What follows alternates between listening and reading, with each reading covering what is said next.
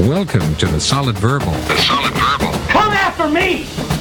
I'm a man! I'm 40! I've heard so many players say, well, I want to be happy. You want to be happy for a day? Eat a steak. It's that woo-woo! And now, Dan and Ty. Welcome back to the Solid Verbal, boys and girls. Ty Hildebrand here. Dan Rubenstein right on over there. solidverbal@gmail.com, as always, is the email. Don't forget, you can find us out on our website at solidverbal.com. We are also on Twitter, on Instagram, on Snapchat, and on Facebook at facebook.com/solidverbal, where you can now leave us a 5-star review if you are ever so inclined. And most importantly, we are out there on iTunes if you'd like to subscribe to our show or rate or review the show. Again, it is itunes.com/solidverbal, Mr. Rubenstein. How are you?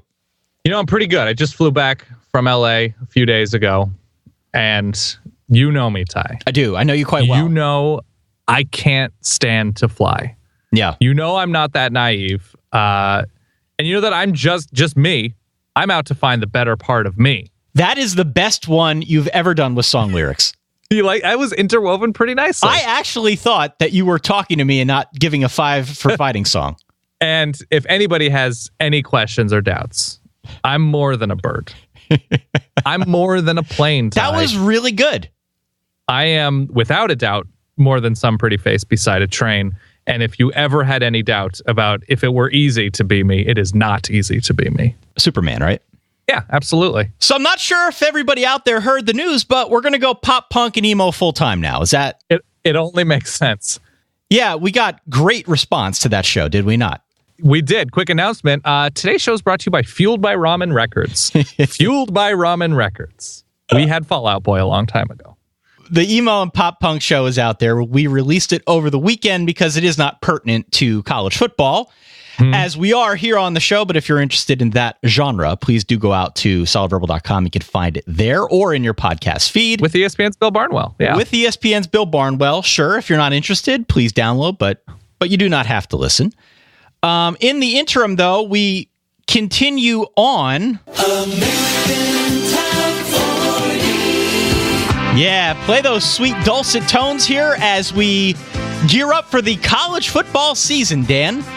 Oh, very excited. And if there were any doubt, yes, I will be summarizing these next 8 teams in 2 minutes or less. Yes. In my excellent SiriusXM voice, so you can get a sense of what it's like to listen to the previews in podcast form and get a sense of what's going on more traditional media. Love our radio friends. Just want to give something for everybody. So last time around, we did teams 40 through 33. Yes. Tonight, we are moving on to what we have labeled within our little spreadsheet, the Tier 4 teams. So that is number 32 through number 25. We've got 8 teams on the docket. I have done my homework. You have done yours. We have a presenting sponsor for this, which we'll read about midway through. I am ready to get rolling if you are. I'm actually kind of excited to talk about these teams.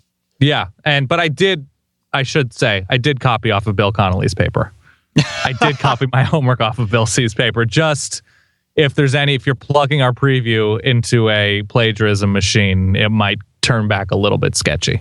I use Bill Connolly's previews heavily when I'm creating my own notes. They are my own notes, but what I typically will do is I'll read about 3 to 4 other previews, and I'll get to Bill's last.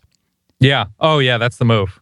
And then by the time I kind of mix and match those previews with our stat sheet from 2015, with some other odds and ends on the internet, that's when I put my notes together. So there is a heavy Bill C influence on mine as well. Yeah, basically it's when you look at a menu and you got your snack size type items at the top, then you got your appetizers, then maybe you have your salads, and then you finally get to the big plates. Bill Connolly is college football media preview big plates. He is big plates. Let's get to number 32. Let's do it.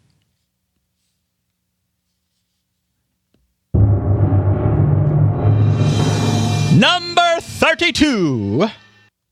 The Fordham Rams. No. I've done a lot of research on this Fordham Rams secondary, Ty, and let's talk about technique first of all. A lot of loose hips up in the Bronx. It is a pivotal year for the Fordham Rams. That's true. But that's not what we're talking about. Losing their head coach, Joe Morehead, of course. Yes. To Penn State. We will talk about Penn State a little bit later. Today, though, specifically right now, we are talking Virginia Tech and the Hokies. Oh, I like this discussion. So look, if you didn't hear the interview we did with Justin Fuente in the early part of the offseason, I came away really impressed because remember the question we asked him? Mm-hmm. Where we were kind of talking about the scene and the coaching carousel. And I said, why didn't you drag it out? Because you were a hot commodity. You could have milked it for more value out of the so-called free agent market. Mm-hmm. And to paraphrase, he said that basically he cared mostly about finding a good situation for his family, and that was it. Yeah. That might be the most human answer we've ever gotten from a coach, outside, of course, of Bronco Mendenhall, who talked to us about the strategies for naming offspring. Yeah. No, he had a very good life answer, and generally happy coaches with where they are physically, geographically, is a good start to coaching football teams successfully. So absolutely. And we vilify these coaches so much because they leave our schools, they make more money than all of us or whatever. They grow mullets. Yeah. They grow mullets, stuff like that. But Fuente just seems like a really good guy who got a good gig. He jumped on it. I am really truly pulling for him this season. Okay. Hit me with some Virginia Tech knowledge bombs. Number of variables with Tech this season. Will they have an offense? Will they have an offense? That is number one. What system will they be running? Number two, what quarterback will be running said system? Mm-hmm. Those are the two big ones to me. It stands to reason, if you want to go back to what Bill Connolly said, stands to reason that Fuente might veer more towards a running game this season, at least in his first year. They've got Trayvon McMillan. He had 200 carries as a freshman. He's got a line that's got a lot of experience. He's got two quarterbacks in Brendan Motley and Jared Evans, who are mobile as well. Evans, a junior college transfer from Texas, yeah. Those are all things that would veer, I think, towards more of a running game, some sort of spread option-ish looks here and there. You've also got Isaiah Ford, who's a weapon out wide, who our friends over at Pro Football Focus love to death. Yes. It's going to take a bit for all this to fall into place. By the time it's all said and done, I think the offense is going to be better than it was last year. I'm just not sure how quickly it gets there. Yeah, that sounds reasonable to me. I would imagine they're going to utilize a lot of, because there is a lot of interesting skill talent with Virginia Tech squad this year. I imagine because of what Fuente likes to do. It's a lot of quick passes. It's a lot of trying to get playmakers the ball, not necessarily in space, but in creative ways. I could see a lot of creativity involved with how they use Isaiah Ford. And as you mentioned, Trayvon McMillan. They've got a nice history at Virginia Tech of using skill players in interesting ways. The big thing is defensively, they were supposed to be a lot better than they were at times last year. They gave up a ton of big plays. So I think if that, obviously, lunch pail Bud Foster defense is able to tighten some screws, Virginia Tech's offense will have an ability to get extra reps and make a move forward, and they will be tested early, that offense. I know they have Tennessee and Boston College early on. Yeah. And if nothing else, those should be two very good, especially Tennessee on the defensive line and Boston College up front in general, defenses to test a new look Virginia Tech offense and a new quarterback. I'm always shocked when Michael Brewer is not an active college football player. So it is very much a new situation. He brings over his Memphis offensive coordinator, Brad Cornelson. That's his name? Yes. Cornelson. And I believe they miss both Florida State and Clemson on their ACC schedule. That's correct. So all things considered, tough early schedule in the non-conference. They go to North Carolina, but it's kind of an awful North Carolina defense at times. So they should improve once again this year. They go to what could be an interesting Pitt team that we'll get into a little bit later. They have Virginia at home. And they go to, and this is my favorite part of every single preview or college football discussion point of a lot of people that chime in, they go to Notre Dame. And so how can we make this preview about Notre Dame, Ty? That's right. Virginia Tech goes to Notre Dame. There it is. Yeah. By the way, depending how things go for Notre Dame, there's some look-ahead potential in that game. Interesting. Notre Dame's got USC on deck when Virginia Tech comes to town. And just saying, right? Virginia Tech might have their offense in order.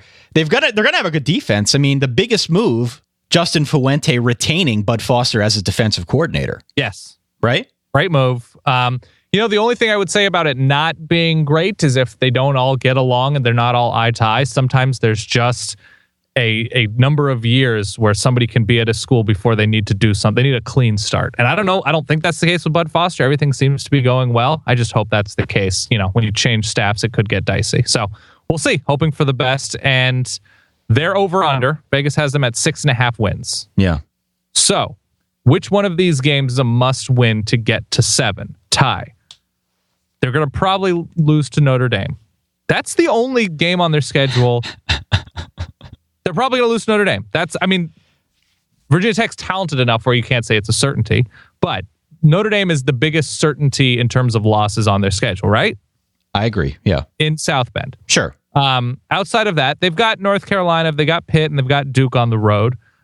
Tennessee's obviously the game at Bristol Motor Speedway in Tennessee, but sort of, I guess, people let us know that's sort of halfway between Blacksburg and Knoxville. So which game is that linchpin game to you? At home against Miami on a Thursday night, if they beat that Miami team later on in October, that they have a good shot of winning 7 or 8 games? Yeah, Miami or Pitt. I'm thinking Miami or Pitt is probably the low-hanging fruit there. The Tennessee game's going to be tough. It is the neutral site game. By the way, I'm walking back my stance on that game being played at Bristol Motor Speedway. On second thought, that's pretty damn cool. Yeah. There's going to be like 100 million people there. That's going to be a cool game. It will be visually different than anything we've ever seen on a football field in the modern era. For sure. So I feel like 8-4 is the absolute ceiling for Tech this season. And I don't think they get there. 7-5, I think with a better, more organized team at the end of the season than the beginning is probably a really good place to be in year one under Justin Fuente. If I'm picking games out that are must win, that Miami game, maybe the Pitt game, somewhere in there, that to me feels about right. How many really good quarterbacks are on Virginia Tech's schedule right now? Josh Dobbs is pretty decent. Dobbs, Kaya, and Deshaun Kaiser or Malik Zaire. Yeah, I'm inclined to say Mitch Trubisky as well, but we don't know enough about him at this point. Yeah. He was good in the limited action that he saw. I'm willing to say Justin Thomas in his own way can be very dangerous for Georgia Tech, but we have no idea. Nobody ever does about what to expect out of the Georgia Tech Ramblin' Wreck. Yeah. So I'm saying 7-5 Virginia Tech. Yeah, I think 7-5. I think you're right. 8-4 is the ceiling, but I think they get over that 6.5 win hump. All right, moving on. Número. Yes. How do you say 31 in Spanish? 31. Give me some TCU, Dan. Yeah. Yeah. Let me fire up my own personal hype train here. Please do. All right. That's the old USC sound. Can we both agree that we think TCU should be much higher? Oh, God. TCU, in the interest of full disclosure, I read this. I read through all the notes on TCU. I started putting my own notes together. And I'm like, holy crap, I think I might have TCU in the playoff. All right. Now I need to pump the brakes a little. I need a pump the brakes sound too. I love that. With QB Aggies at the helm, perhaps? So look, let's walk back into TCU lore if we could for a second. Don't walk back in a very recent way, but continue. Well, I specifically last season, all right? I was going to talk about the Alamo Bowl, but okay. No. Let's talk about what happened last season. Mm-hmm. Good team, right? Trevon Boykin, Josh Doxson, they go down like latter half of the season. Clearly, TCU becomes a different team. Those weren't the only injuries either. They had others that we're going to discuss here momentarily, but still, they find a way to win 10 games. They come back in the bowl game. I know it's a soft spot. Won't talk too much about that. It's okay. It's fine. If you are one, though, that likes to count bowl victories, that would be 11. 11 wins in total for the Horned Frogs. The upshot to the injuries is that it means more playing time for the younger guys, and it helps the team build depth. Yep. I think we're going to see the benefits of that this season, and that is the prevailing theme now as we progress forward into 2016. Defensively, I have almost no questions about this team. Do you? Not particularly. They have moments like the beginning of that Alamo Bowl, giving up 31 points and a half to a very successful offense that makes you question some of their decisions schematically and ability to keep up with top-level talent. But all in all, no. With what they bring back, especially up front, with how much I think we generally trust Gary Patterson with the secondary, and especially since that's the specialty of their defensive coordinator, Chad Glasgow. Is it Glasgow? Who knows? So he's been a longtime Patterson guy, left for a little bit, is now back. I'm not terribly worried. That said, schedule's not wonderful. The schedule, having Arkansas in the non-con, having Oklahoma away from home, having Arkansas in the non-con, going to West Virginia, going to Baylor, going to Texas. It's not ideal, but I love the playmaking that TCU has on offense. I'm willing to trust Gary Patterson on defense. And who else are you really in love with right now in the Big 12? Oklahoma? That's fine. But I don't think it's a particularly deep league with trustworthy, great, or even good teams.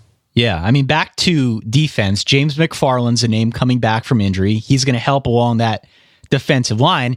And Denzel Johnson, again, a playmaker at strong safety / slot corner, really good in that 4-2-5 system that TCU runs so well.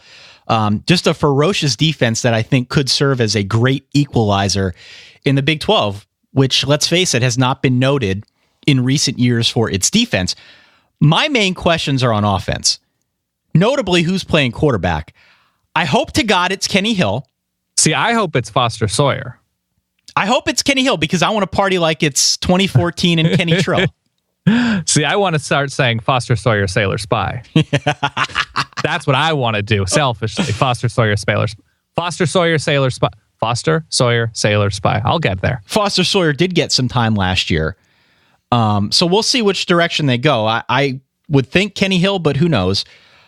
Secondly, what is the running game going to look like? Last year, it was fine. It's okay. They need to get more bang for the buck. I thought it was pretty good last year. It was all right, but it wasn't that efficient. Right.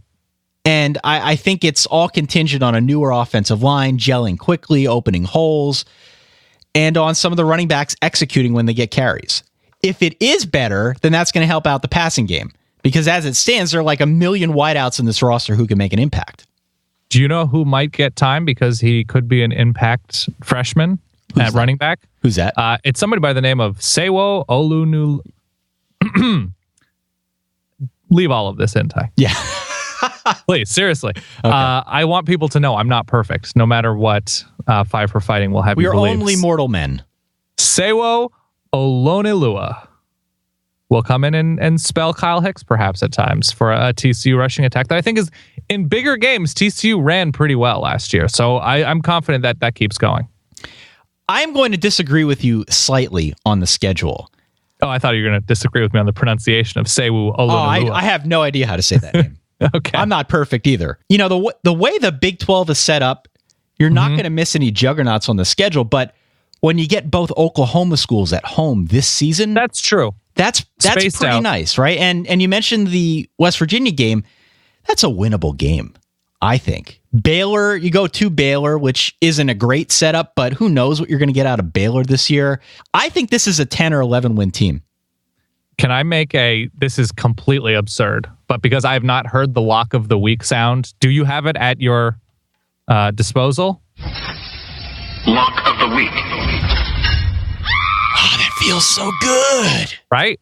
So after 4 consecutive weeks of what appears to be really, really good offense, that would be West Virginia, Texas Tech, Baylor, Oklahoma State. Right. TCU has a short week, the day after Halloween, going to Texas. Lock up the Longhorns. Whoa. Yeah. How Play about it that? again. Lock of the week. I kind of like it. It's August 3rd. It's novel. And I have no idea what to expect from Texas, but I'm going to remember the date, August 3rd. Who does Texas have the week before? I have They have no idea. TCU. They have Kansas. Oh. So Great. TCU could potentially be their Super Bowl. Yes, absolutely. Lock of the week, August 3rd right. of the... Getting ballsy. I like it. Yeah, there it is. All right, let's move on. Let's go to number 30. By the way, how do you feel about TCU as a whole? How many wins? Really good. I think double-digit wins is completely realistic. The over-under is 8 wins. Oh, I'm going over. Oh, my God. I would love to go over. I mean, they have... The interesting thing about TCU, though, and we do like their defense, so they're going to have Arkansas, which isn't always the hardest out in early September, but you imagine they'll improve. But in terms of within the Big 12, Baker Mayfield, Skylar Howard, Patrick Mahomes, Seth Russell, Mason Rudolph. These are bigger names that a lot of teams will face in terms of quarterback talent. So I think it's going to be very tricky, but that's what the Big 12 will face. So I can never be fully confident in a Big 12 team at this point, other than maybe Oklahoma, because we've seen them there before. But you always feel good about TCU in the second tense. Can we put money in escrow? Do we know anybody out in Vegas that can place a bet for us? TCU is going to be my darling in 2016. Okay. Kevontae Turpin was one of my early crushes. So Yeah. I have no argument for me. All right, moving on. Dreizig. That's German. What now? That's German. Oh, okay. Oh, yeah. You grew up in sort of Pennsylvania, Germanic. I'm a Hildenbrandt. Yeah. Okay. Number 30 is Miami, the Canes. Mm-hmm. I read something nuts when I was going through Miami. Mm-hmm. I don't know if you saw it. Did you know that Mark Richt went to Miami when he was in college? I looked that up as well. I had to do a deep dive. I went on LexisNexis, and it turns out, yes, Mark That Richt is so did. crazy. Yeah. So now he's coaching there too, huh? Interesting. Make full circle, Ty. Yeah. I'm an all around. What do you make of the Canes this year? Do you have any idea what kind of a team this is going to be? Yes, I think it is going to be a more organized team offensively. I think if they're wise, they are going to be pretty balanced on offense. And I think we also should trust Mark Richt with getting Brad Kaya to take another step forward. It's probably going to be his final season. We'll see if he makes a leap, then it definitely will be his final season. But the fact they have Yerby and Walton and Gus Edwards at running back, so they've got deep running back depth. That's redundant, but yes, they're deep at running back. The line in front of those running backs is experienced. Defensively, they've got guys who've played a ton, not always great, but they have experience. It'll be a somewhat new system. Manny Diaz likes to do some wacky things and come after teams and make plays in the backfields. Sometimes it works, sometimes it doesn't. Does he have an attacking mentality, would you say? I would say he has an aggressive attack mentality. I think that's fair, yeah. Yeah, okay. I don't think that they lose more than 4 games. Yeah, I've got him at 8-4. Yeah, 8-4. I think 8-4 is a good number if you're Mark Richt in year one. I think 8-4 can be a much improved 8-4. Mm-hmm. You might remember when 8-4 regular season last year, but lost the bowl game in a monsoon, Ty. Didn't it snow? Yeah, it was all sorts of wacky. It was the Sun Bowl against Wazoo, right? Yeah, the snow monsoon. I watched that like diagonally on a TV in a Mexican hotel room. So I can't fully interpret everything I saw, but that's what I saw. I don't get the sense that Miami is good enough to beat like a Florida State or a Notre Dame. But part of the mystery for me this season is I don't feel I can rule them out against anyone else on the schedule. Could they beat North Carolina or Virginia Tech or Pitt or NC State? Maybe. That would amount to 10-2, and that to me feels a little bit overambitious. So I'm going to say 8-4. I'm going to assume that they drop 2 of those or maybe another one along the way. And I think you're right. The conversation pretty much begins and ends with Brad Kaya. You would expect under Mark Richt that he'll be very good. You would expect also that he would take a step forward. And if he does, I think that could make him great. Hopefully Mark Richt can figure out a way to get more out of that running game. You mentioned the running back stable. They've also got that line, which should help. But again, bang for the buck. I'm going to come back to this. Last year on our stat sheet, in terms of yards per carry, Miami was 119th in the nation. You need to get more per carry. If you can do that, I think that makes one Brad Kaya a lot better. So I'm curious to see what he does on that front. Defensively, you mentioned Manny Diaz. Was thinking about this a little bit. Remember how we joked about Justin Wilcox and his stock as a defensive coordinator? Yes. Manny Diaz kind of in the same boat, right? He's like the darling of stat heads because he embraces the analytics and certainly genius. Yeah. Certainly he's an innovator in some regard, but he's not been consistent. Things that might only interest Tom Hammond, other than Mark Richt coming back to his alma mater. Isn't Manny Diaz's father the former mayor of Miami? Oh, yeah. Did I just make that up? Yeah, that's a good one, actually. Isn't that? I'm verifying this. But yes, he was the mayor of Miami from 2001, 2009. Hometown connection? Yeah, I could see it. Yeah. Early Verby nominee right there. I like the hire.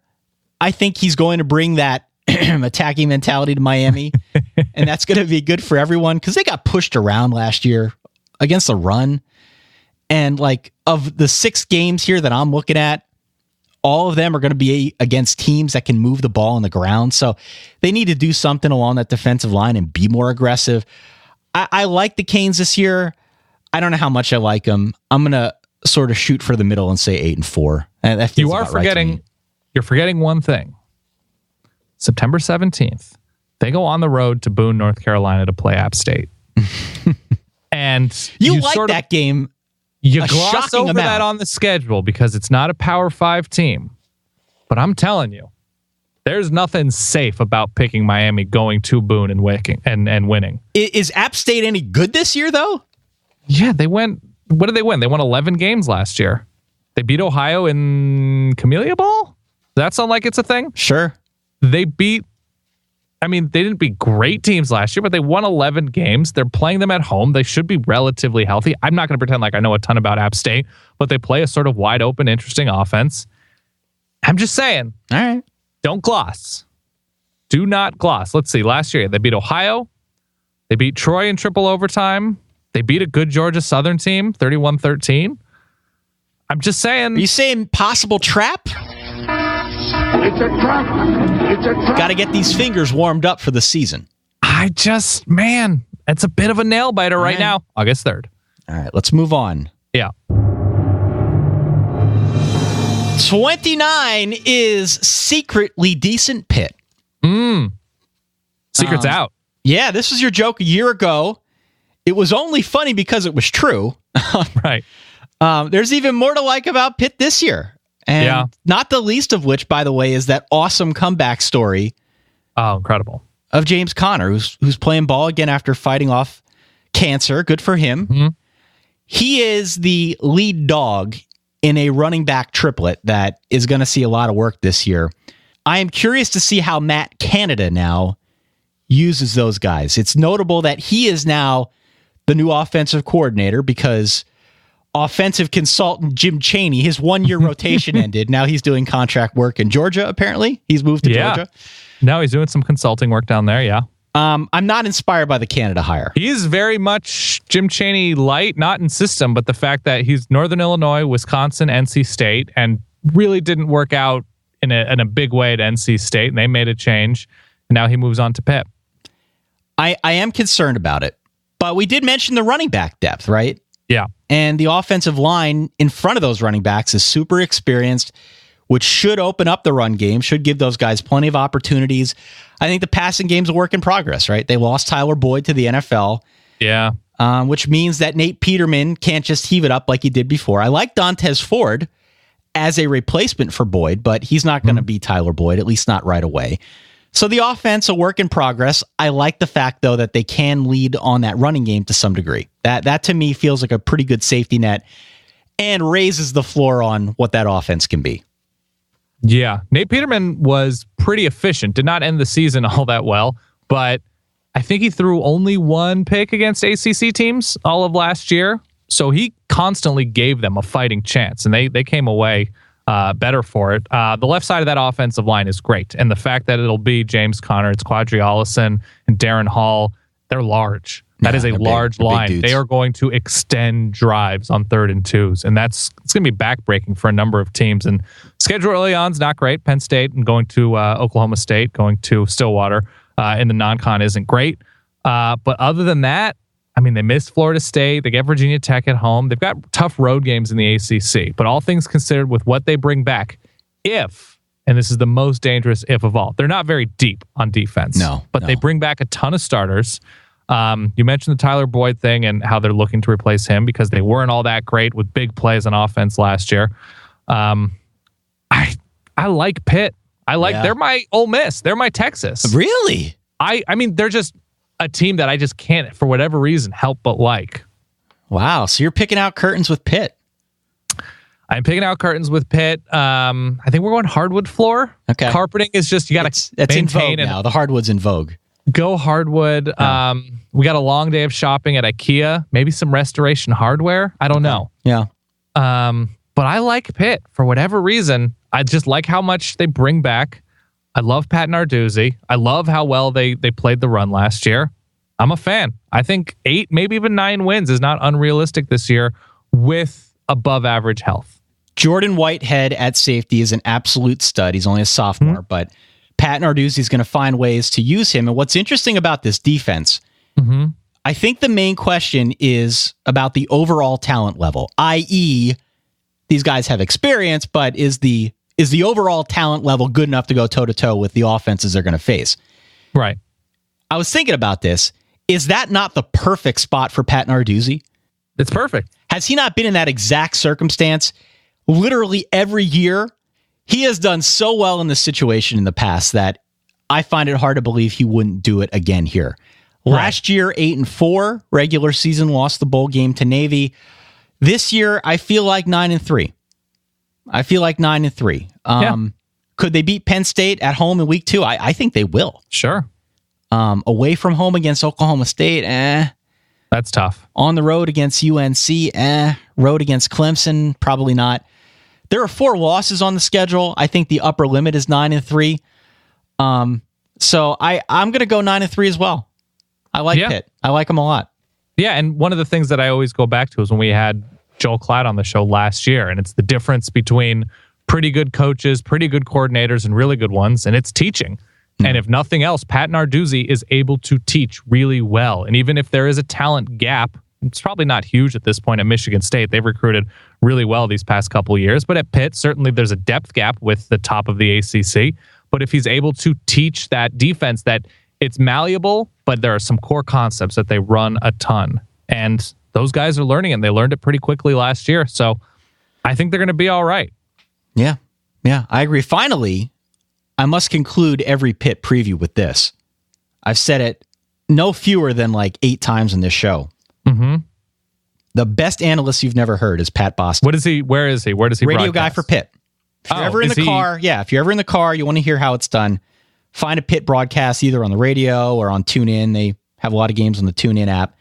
I guarantee you're going to enjoy Pat's work. I'm not being paid for by Pat, mind you, but that would be incredible. We should start paying people to say good things about us. Is he an analyst or is he play-by-play? Analyst. Oh, okay. So best he analyst is, you've after never heard a play happens, he is diagnosing. Yeah, he does a great job. That's wonderful. Love hearing that. Before we move on, Dan, I have a very important question for you. Oh, love answers. Did you know that cooking together builds strong family bonds? That makes sense. Research shows that Blue Apron families cook nearly 3 times more often.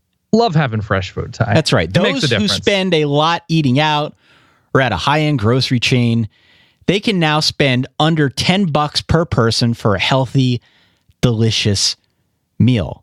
Less than $10 per meal. Blue Apron, they'll deliver seasonal recipes along with pre-portioned ingredients to help you make delicious home-cooked meals. They know that when you cook with incredible ingredients, you make incredible meals. So they set the highest quality standards for their community of artisanal suppliers. Family-run farms, fisheries, and ranchers, whether it's Japanese ramen noodles or wild-caught Alaskan salmon or heirloom tomatoes. Yes. Blue Apron, they bring you the best each and every time. Some of the meals available this month, they've got spicy pork burgers with goat cheese and cucumber corn salad. You can make that in your own kitchen. They'll send you the stuff. And you won't feel awful afterwards either, yeah. No. Summer vegetable and quinoa bowl.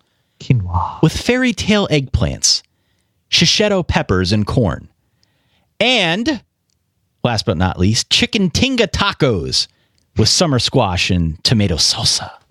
Sorry, Ty, I'm going to need a second. I am programming my phone so that my new texting tone is you saying fairy tale eggplants. Thank you. I tried to add a little bit of my own spice. No, it worked. Listen, Blue Apron, if you haven't tried it, is a really cool service. They send you amazing ingredients. The wife, Kate, and I have done it a couple times. It's awesome. Nice. Check out this week's menu. Get your first three meals for free with free shipping by going to blueapron.com/solid. Blueapron.com/solid. You're going to love how good it feels and tastes to create incredible home-cooked meals with Blue Apron. So don't wait. Again, it is blueapron.com/solid. Blue Apron is a better way to cook. Do it. Moving on. Number 28's a little team I like to call Penn State. Tell me more. I'm not familiar. I know Penn State quite well, Dan. Okay. 7-5 last year, lost an ugly, horrible, no good, very bad bowl game to Georgia. Mm-hmm. There was no bigger fan than yours truly of the James Franklin hire. And I believed at that time, a couple years ago, that his enthusiasm was what the program needed to continue rebuilding, in the wake of the scandal and then Bill O'Brien going to the Texans. Mm-hmm. I like the job he's done on the program building front. It's become apparent that that's only part of the job. And the recruiting stars only mean so much if they can't be cultivated, Dan, into something that looks like an organized attack. And that's been the problem. James Franklin is only 14-12 at Penn State. Notably is what happened with Christian Hackenberg.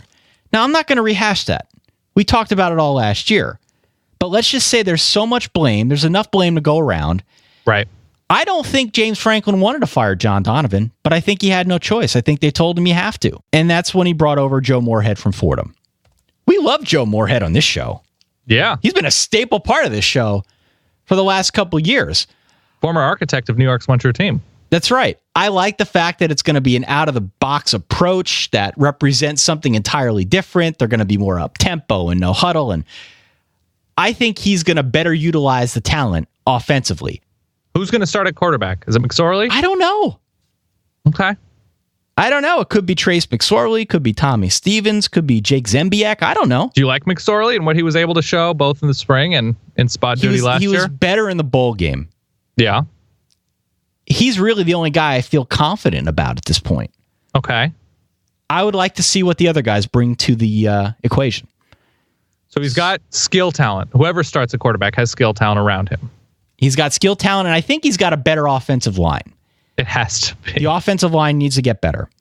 All right. They were better last year, but that's only because they were horrible the year before. Mm-hmm. So I think they're going to significantly improve up front. They're bringing in some young talent. That'll help. Defensively, they're a mess up front. Whenever you lose Carl Nassib, Anthony Zettel, Austin Johnson, right? That's a lot of pass rush going out the door. Huge. They got to get that figured out. Brent Pry, the new defensive coordinator, has got to get that figured out pretty quickly. And then there's the quarterback thing, which you mentioned. And I don't know, is it going to be McSorley or Tommy Stevens or Jake Zembiak? Who knows? Who knows? I think the only thing we know about quarterback is that it's going to be a more mobile position than it was a year ago and probably less pro style. I feel like the last couple years of Penn State's offense have been the clear worst contestant on Chopped. Yeah. Where you're asked to put together 3 ingredients that don't generally go together, and the really good coaches are very good. And this is not a Herb Hand joke, even though that worked out very well. I now see the irony in me talking about this because their former offensive line coach was on Chopped. But the fact that they were never able to put together the ingredients in a cohesive way. And I think this year, with obviously the coaching staff adjusting to Joe Morehead and James Franklin going out and sort of selecting a coach that would fit, hopefully, the talent that he has on hand, 2 good running backs, Godwin and Deshaun Hamilton outside, and maybe there's more clear cohesion between the line and the quarterback this year, whoever it is. You have to assume that there is just going to be a better rhythm about the Penn State offense because it really can't get worse. It can't get worse. They need that line to do some more work up front to unleash my boy Saquon Barkley. Oh, so good. That's what we need this year. I think he could have a big year if the line holds up its end of the bargain and if they can get something out of a passing game. Yeah, schedule's not great. Schedule is okay. By the way, I read a 24/7 article talking about Penn State's playoff chances. I audibly laughed when I read that. Ty, you have to remember that in the offseason, there is a hat. Everybody has a hat.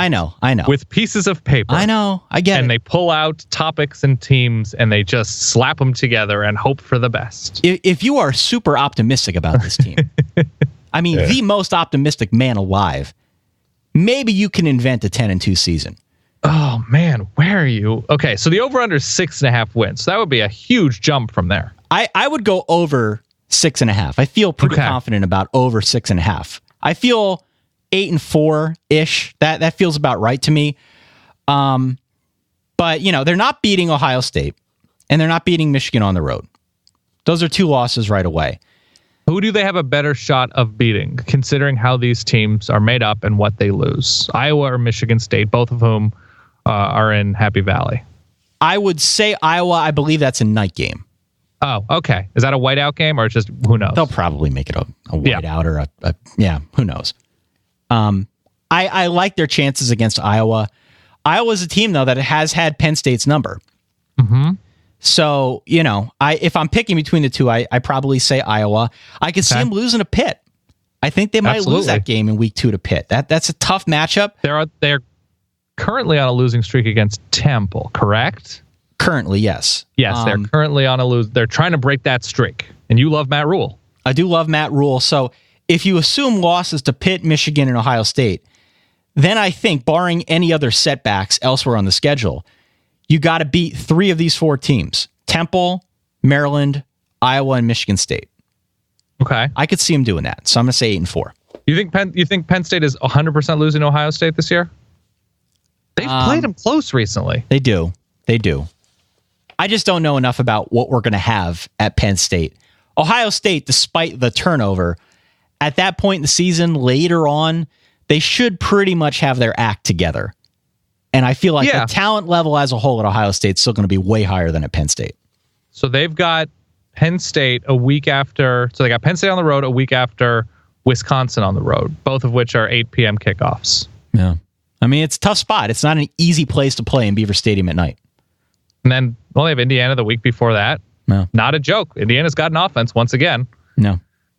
Okay. 8-4. I think it's smart to pick Ohio State, but I'm not ready to say 100%. All right, moving on. Yep. North Carolina. This seems low. What is the over-under for North Carolina? 8.5. Really? Yes. So last year, this team won 11 games, right? Mm-hmm. 11-2. I guess if you count that ACC game, the ACC championship game against Clemson, won a division title, which was a big deal. Finally, things started to materialize for Larry Fedora. Would have been a very, very interesting set of circumstances if they didn't drop that first game to South Carolina. Marquise Williams just throwing it to South Carolina players, actively playing catch with them. New quarterback situation this year, right? And they've got Mitch Trubisky. We mentioned him before. He was good when he played in spots, but just not enough data on him to really gauge if that's going to translate over the full course of a regular season. What does help, though, is that he's got a ton to lean on elsewhere. He's got a really good running game in Elijah Hood and TJ Logan. Hood scored like 17 touchdowns a year ago, which is nuts. Logan averaged 7.5 a carry, so he's pretty good too. Right. You combine that with a really sound offensive line, you're in good shape. You're in good shape even if Trubisky doesn't live up to the hype. At a minimum, again, I go back to this term, a high floor on offense.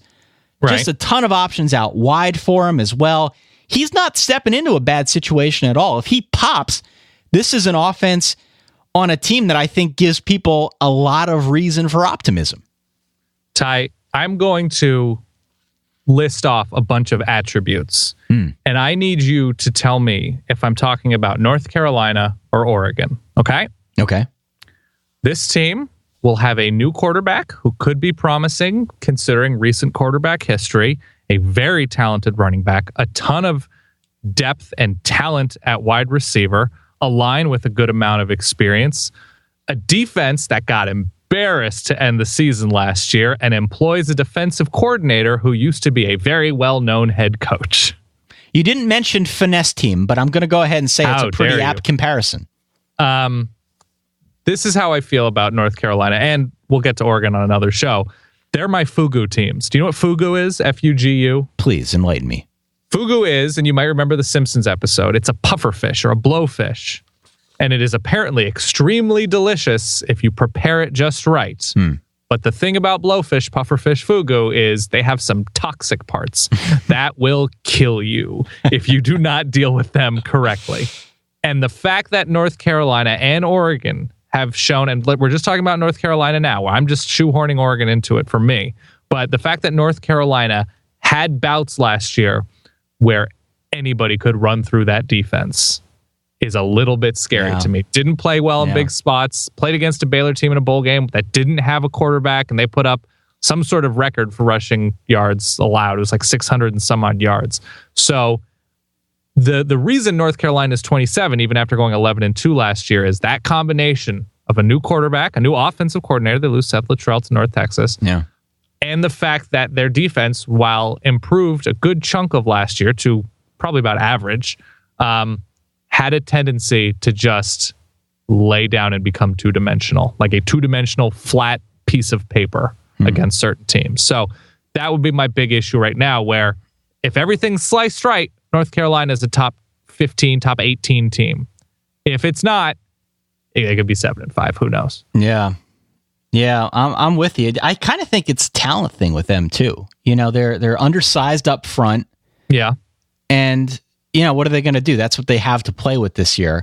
And they're okay. They're fine. But I think it's going to be a challenge for them, specifically against the run, the first like 6-7 weeks of the year. They play teams like Georgia, Pitt, Florida State, even Virginia Tech might try to run the ball this season. There's an issue for them right out of the chute. We're going to know a lot about UNC by October 15th. The schedule is so front-loaded. Georgia, Pitt, at Florida State, Virginia Tech, at Miami. We're going to know a lot about this team right away. North Carolina, 110th yards per carry allowed against FBS winning teams last season. Yeah, there it is. So, I don't know. I mean, that doesn't even mention the depth issue that they have in the back of the defense. Hopefully that doesn't come into play with any injuries, but it's worth keeping in mind. So the Achilles heel here is really defense, and what are you going to get out of Mitch Trubisky? The offense is fine otherwise. Not a great schedule. I'm going to say 9-3. I'm going to give them benefit of doubt. Okay. I think that's realistic, yeah. You know, I see a loss to Florida State for sure. Got Georgia early, yeah. And then probably two others. I don't know who it's going to come against, but it doesn't feel to me like this team is ironclad enough to withstand that full schedule. Again, pretty much before October 15th. This might have felt a little bit negative, Ty. Yeah. Elijah Hood is so damn good. He is so damn good and completely lost in this because, yes, nationally speaking, there are so many great running backs this year across the board. Dalvin Cook, Leonard Fournette, Christian McCaffrey, Royce Freeman, all over the place. Nick Chubb, hopefully he returns to 100% or somewhere near there. There are so many good running backs around the country that Elijah Hood gets lost, and he should absolutely not, because he is going to run wild at times this year, and I can't wait. Let's move on. Yes. Nebraska is number 26, Dan. This could go in a lot of different directions. Oh my gosh. So last year, right, the first year under Mike Riley, he came over from Oregon State. Nebraska goes 5-7. Somehow, by the good graces of the football gods, though, goes to a bowl game and somehow beats UCLA in the Foster Farms Bowl, the prestigious Foster Farms Bowl. Excuse me. Nebraska last year was pretty much the worst baseball closer ever. Who is the worst? Like, who is the biggest name that was, is it Jose Mesa? I was thinking Jose Mesa, yeah. Jose Mesa, Antonio Alfonseca? I mean, Mesa was just terrible. Yeah. Just terrible. Had like an ERA of 5.5 every year. What was the name of the dude with the really weird wind up for the, I think he was on the Diamondbacks. Is it Byung-Hyun Kim? Byung-Hyun Kim, the side armor? I would say maybe that makes sense. I mean, just a bunch of blown saves last year for Nebraska. All 7 of their losses from a year ago legitimately could have gone a different direction if, you know, they knock down a Hail Mary or convert a 2-point conversion or throw a pick six or not throw a pick six, excuse me. This was very much an above average team that was completely consumed by its own mistakes. Yes. And so there's your starting point for this season, right? Tommy Armstrong, he's in like his 19th year of eligibility. Yes. Yep. He cannot throw 16 interceptions again this year.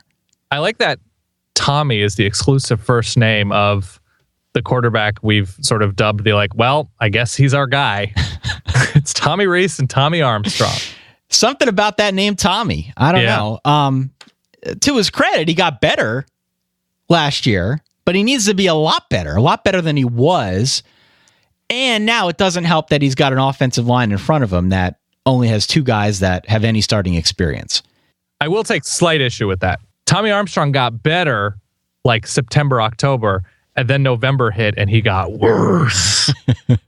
He got worse.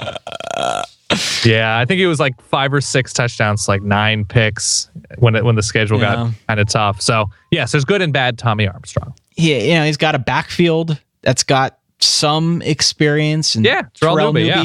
I went to don't high know. school like 5 minutes from my parents. I don't know if he can truly step up and be a number 1, which is what they desperately need, but he's there. He's got targets out wide. Jordan Westerkamp, another guy in like year 19. So he's got talent out there. Defensively, they need a pass rush. My big question on the Nebraska front, Dan.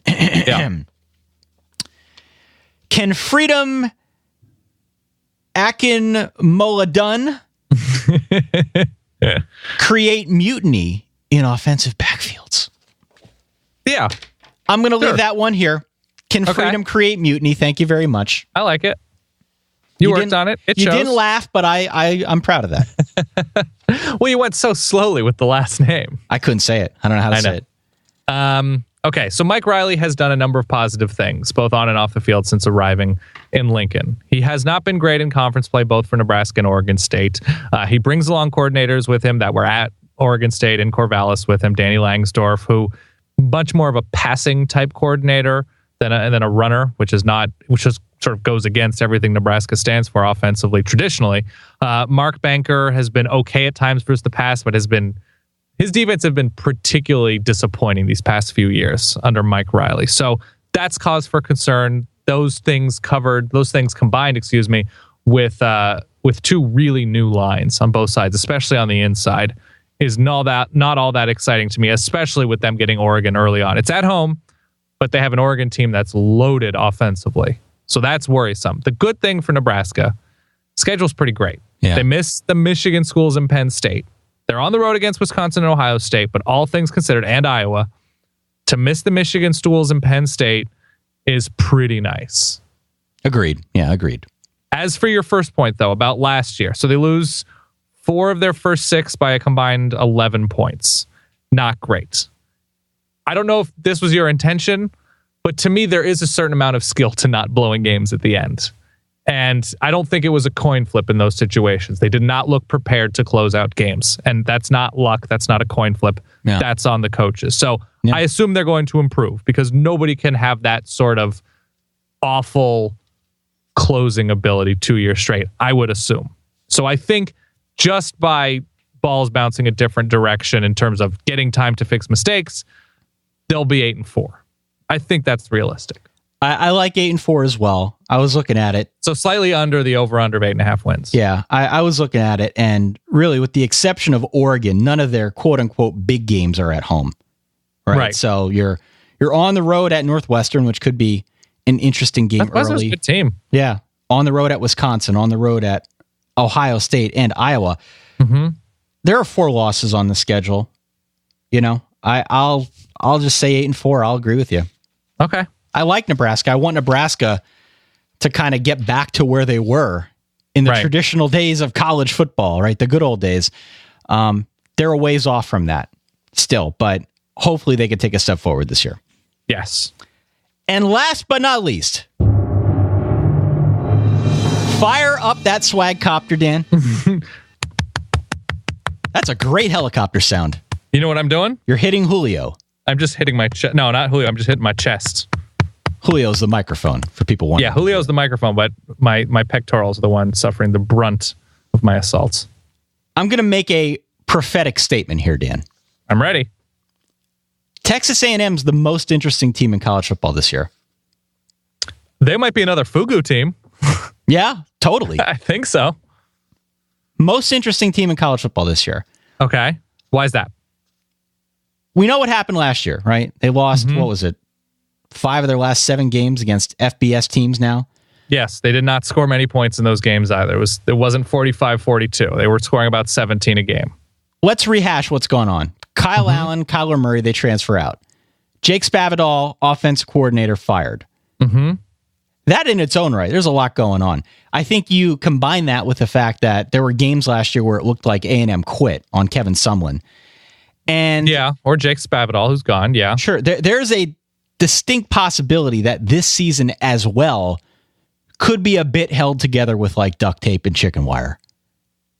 We just have to see how this team rebounds now from what I have to imagine for everybody was a disappointing season. What makes them interesting, though, is this team is overloaded with playmakers, specifically on defense with the pass rush. Yeah. You know, with Myles Garrett and Deshaun Hall and Dalen Mack. There's talent at all three levels of this defense. It's going to be fast. It's going to be ferocious. Dare I say, a true attacking mentality behind John Chavis. They're going to, I'm really working this here. Yeah. They're going to cause fits for teams. What I don't know and what no one knows and what makes them really interesting is what they're going to get on offense now that Trevor Knight's the guy. Yeah. All right. Could be Hubenek, but probably Knight. The last we saw really of Trevor Knight in a starring role was that one night in New Orleans a couple years ago, Sugar Bowl, right? Torched Alabama. Alabama may or may not have cared about that game, but still a cause for excitement when he was at Oklahoma. It just didn't work out. Lord knows there are a million awesome targets for him to throw to in the form of either Josh Reynolds or Ricky Seals-Jones or Christian Kirk or Speedy Noyle. Just a stable of options for Trevor Knight. Will he work out, Dan? Do you like him in that system? Did you see the story that I think it was Trevor Knight who told it? I don't remember who. It might have been one of our friends at Fox who wrote this piece. I think it might have been Stu Mandel, but I could be wrong. Where Trevor Knight reached out to Kevin Sumlin near the end of last season, or the end of last season, saying like, hey, it's clear Baker Mayfield's going to be starting, and I'd like to play my final year. Are you interested in me transferring to Texas A&M? This was before everything went down. And Kevin Sumlin said, yeah, I don't know. I just, I feel like we're good. Like it was a very strange asking to a prom situation where just like, I'm pretty sure I'm going to be asked by this person. So like, we'll think about it maybe. And then both Kyle Allen and Kyler Murray transferred. And Kevin Sumlin was like, hey, so what are you doing Friday night? What size corsage are you interested in? Or yeah, that's what the situation was. So I think Trevor Knight will be fine. And you mentioned duct tape and chicken wire. Luckily, Noel Mazzone just went to the hardware store. So he's got that. I don't think it's going to hold up. He might be a repairman who's saying, look, I can fix it for now, but you're going to want to replace the whole alternator eventually. So Noel Mazzone definitely will get this train running and pointed in the right direction. I don't know if they're going to be great, even with all that great skill talent. They lose Trey Carson, who's sort of a workhorse running back for them. They've got all sorts of weird offseason stuff with social media and subtweeting recruits. Now Jim Turner with his coaches clinic for women, which was just tone deaf and dumb. They need the grown-ups all in a room to be like, this is how you need to operate on a day-to-day basis, and then you'll be all right. John Chavis has not been great against the run, his defenses recently. They certainly have a ton of pass rushing talent with Deshaun Hall, and certainly Myles Garrett, and Dalen Mack is going to come into his own this year, we assume. But if they can do it every week in and week out, and they can get better, they certainly get healthier on defense, especially at linebacker. They've got a ton of talent in the defensive backfield. There's no reason why they shouldn't have a top 30 defense. And if you couple that with getting a good amount from the skill players on offense, they should be a 9-win team. Yeah. They should be. Yeah. I like their talent so much. I could see them knocking off UCLA in the Mazzone Bowl. Bull Mazzone. Yeah, Bull Mazzone. Is that what we're going with? Yeah, I came up with that today. I did not come up with it on the spot, but Bull Mazzone. I could also see them potentially knocking off one of Tennessee, Ole Miss, or LSU. That's reasonable. But beyond that, man, I just don't know enough about this offense, especially at quarterback, to figure on them withstanding the schedule. If they can pull off 9-3, it might as well be like 12-0. That would be an accomplishment. It is a tough schedule. Let's recap. UCLA, week 1. At Auburn. Arkansas, neutral site. Tennessee, at Alabama, Ole Miss, LSU. A lot of those games are at home, but that's still a really rough slate of games. That's what you're going to get in the SEC West. Yeah, and especially the running backs they're going to face. So whatever the two-headed monster is out of Alabama, they go to Tuscaloosa. If it's Bo Scarborough, Damian Harris, both of those guys can play. Jalen Hurd at Tennessee can obviously play. We expect whoever gets the majority of the carries at Arkansas is going to be at the very least good. Auburn, even with the losses, with the transfers, they're going to be good running the ball. There's too much talent for them not to be. UCLA to open the season, interestingly enough, Paul Perkins was very good, but you asked about a college running back who I might want to take and stash on a fantasy football team. Don't sleep on Soso Jamabo. He did tweet out weird Childish Gambino lyrics when he committed to UCLA. Don't count him out. Ole Miss, I'm not crazy about how they can run. LSU has Leonard Fournette. There are a number of guys who, if Texas A&M is not focusing up front defensively, not paying attention to assignments, that will run all the hell over the Aggies. So the margin for error defensively, as talented as they are, is still pretty slim. All righty. 9-3 for me for A&M. And you're saying 9 wins too? I'm going to say 8-4. Okay. What is the threshold for Kevin Sumlin being back next year? I think it's 9-3. He's got to win 9 games. Yeah. Before the Tom Herman sweepstakes begins and you accrue fantasy points. Yeah. 9-3. Yeah, with how they finished last year, they have to beat somebody. They have to beat LSU or Alabama. Right? I think if they go 8-4, they have to be one of those teams. I agree. Yeah, and they're both later in the year too. They go to Bama, which is not going to be easy. Well, they've done it before, but not with Trevor Knight's beaten Bama. Yeah, they go to Mississippi State, but it's without Dak. They go to Bama. To South Carolina is a nice, East matchup. And they go to Auburn. Never easy, but they should be healthy and deep at that point. So, I don't know. And Arkansas is AT&T, right? That's neutral. Neutral site game, yeah. That's at AT&T. So, they've got to beat Alabama on the road. They've got to beat LSU to close out the season. They need to finish it in an impressive way. If they lose to Alabama, they've got to beat New Mexico State, beat Mississippi State, Ole Miss, UTSA, and LSU. They just have to. All right, that does it, Dan. Would you like to give a quick recap of the teams we discussed here? Let me prepare. Got to get my soundtrack. Don't forget to visit blueapron.com/solid if you'd like 3 free meals and free shipping. It's good stuff. Dan and I have both done it. We both enjoy it. Check them out. Support our sponsor. Also, you can find us out there on the interwebs at solidverbal.com or at facebook.com/solidverbal, itunes.com/solidverbal, as well as Twitter, as well as Snapchat, and as well as Instagram, Dan.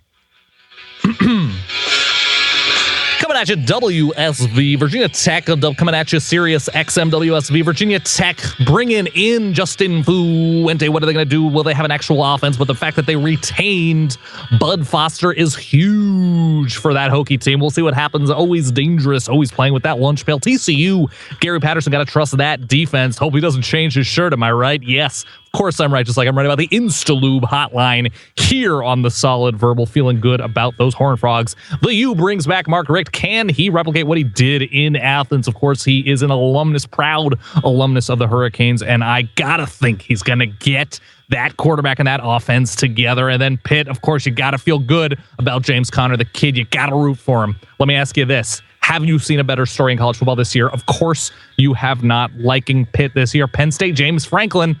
Is he going to be back next year? How much does his enthusiasm do for you if he's not winning games? Got to wonder if Joe Pa could have done it with this squad. North Carolina was last year a fluke. I do not know. If North Carolina was a fluke, but Larry Fedora is jacked in Nebraska. My God, they're not running the option anymore in Lincoln, are they? Let me ask you this. This segment, Nebraska, brought to you by Dave Davis Dental. First molar free. Nebraska running a more traditional pro-style system in that tough Big Ten. Can they get over that hump? Texas A&M, everybody talks about the swag copter. Everybody talks about Kevin Sumlin. How many wins does he need? Is he on the hot seat? Should he be on the hot seat? And can Trevor Knight replicate what Johnny Football does? A lot of people think so. A lot of people saw that ability in that win against Alabama, but can he do it in College Station? Only time will tell. Dave Davis Dental. First molar free. First molar free, Dave Davis Dental. Not a presenting sponsor here this evening. That was good. How long did that take me? Let me see. It was about 2 minutes. That was 1:48. Yeah, about 2. Getting pretty good. This was fun. We've got 3 more weeks of this. Yeah. Tier 3 next week, Tier 2 the week after, And then Tier 1. Then we jump right into previewing games. This will take us right up to the start of the college football season. I think we're going to try to do some sort of weird college football podcast at SB Nation Smorgasburg type host swapping, but in a much dirtier way. Okay. So I'm being traded. I'm being traded for a show.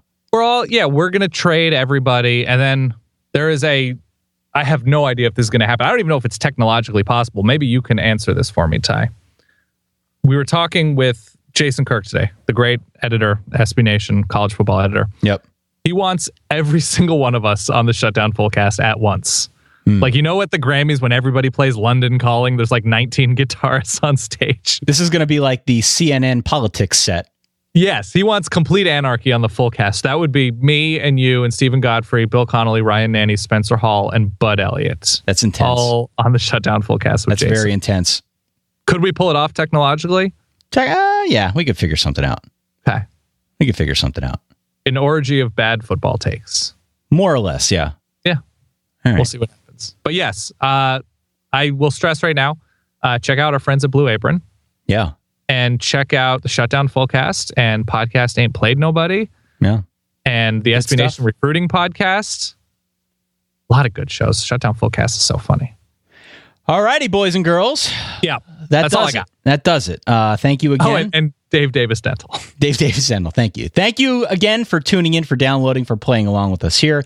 You know where to find us. We'll be back in a week to talk more college football previews as we move forward into 2016. For that guy over there, Dan Rubenstein, for myself, Ty Hildeman, thanks again for tuning in. Talk to you soon. Stay solid. Peace.